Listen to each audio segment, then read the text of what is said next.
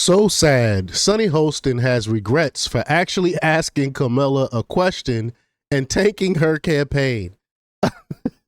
It's bad. It's bad that she's feel bad for asking a question. Like, it was a simple question. It was a softball question, and she couldn't even answer it. All she did was like, "What would you do differently than President Biden?" It was an easy question. She could have said, maybe I could have did something better on the border, or try to bring people together on the border. It could have been anything, but she said she wouldn't change nothing. And people saw that softball question that she couldn't answer and were like, nah, yeah, she's not the one. Kamala Harris is definitely not the one. And Sonny Hostin actually feel bad about it. It's crazy to me that you call yourself a journalist, a reporter, and you ask a simple question and you feel bad for asking a question.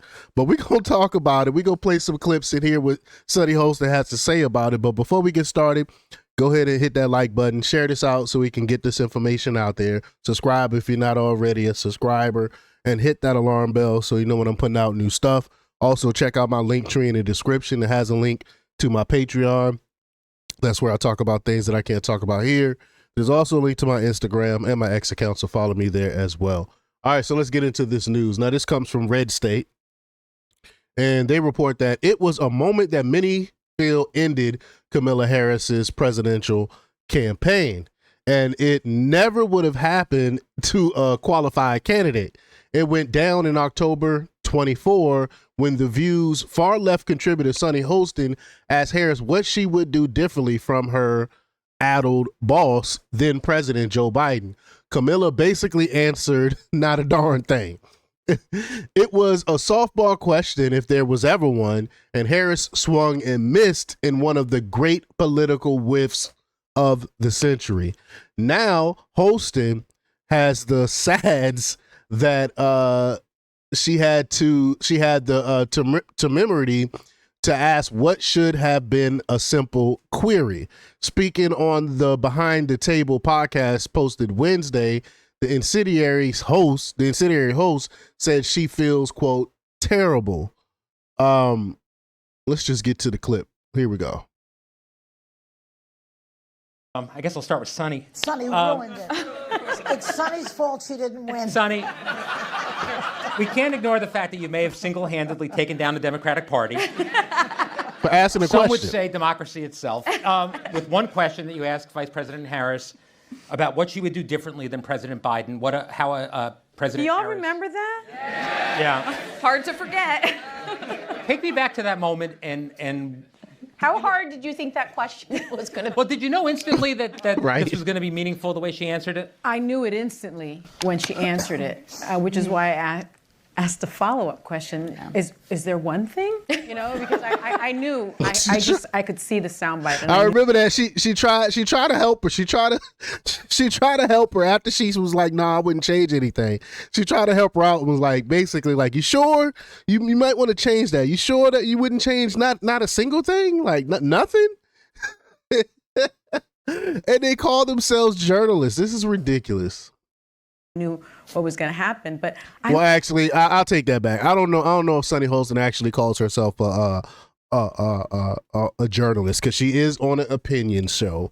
So I'll give her that.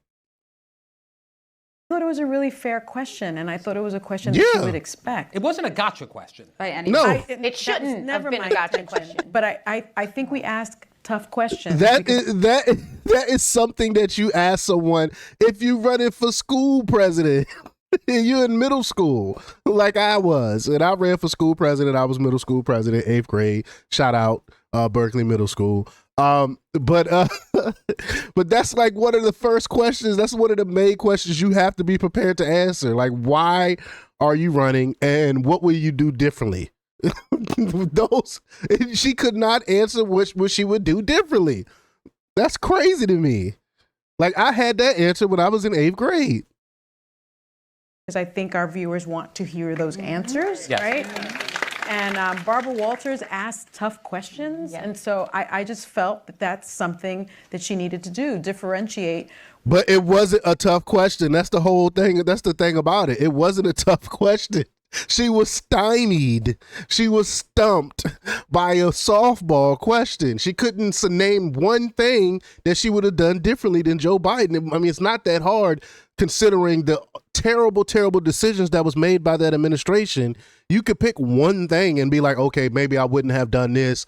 Maybe we would have done better with the Afghan withdrawal or something. You know what I'm saying? Like anything. And she couldn't answer that question truthfully. She said, nope, nah, everything was great.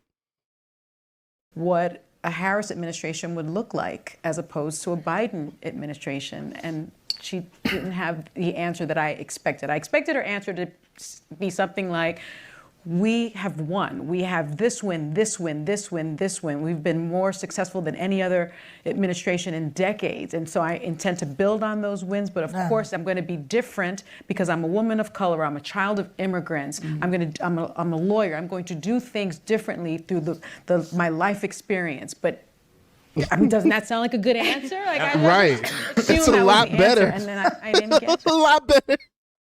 And Sunny Hostin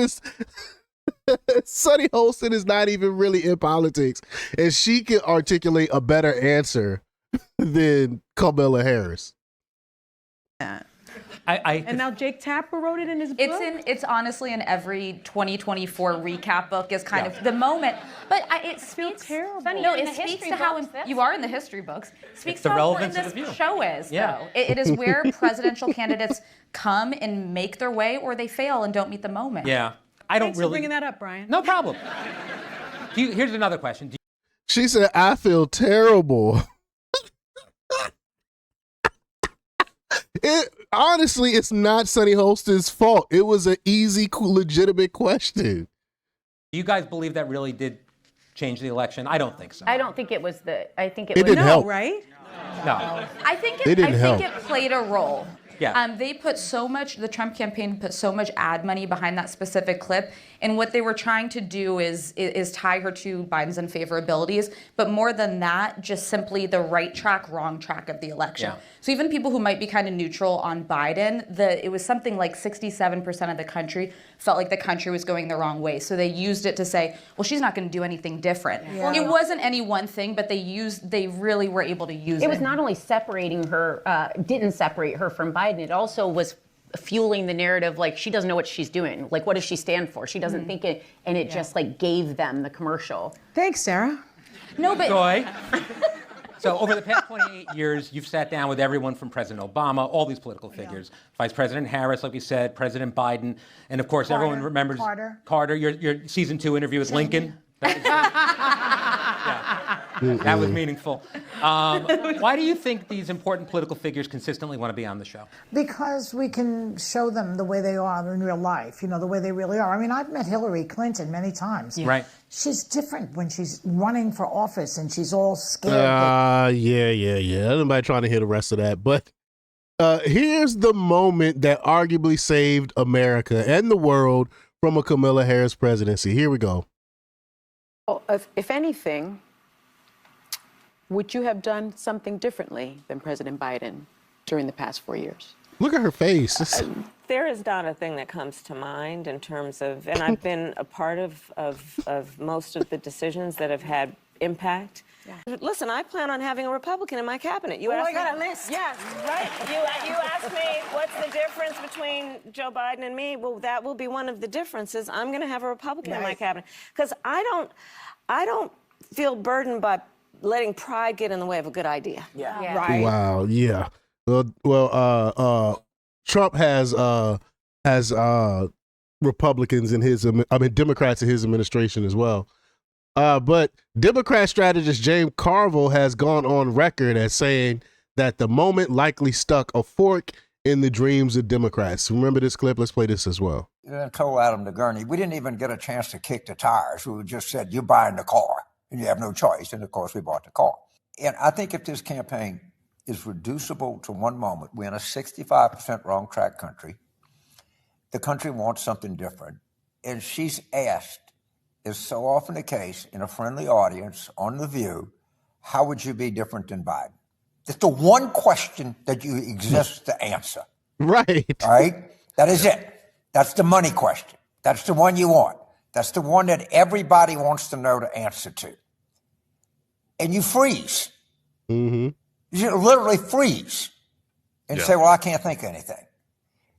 And once you get in it, so we said 65% want something different.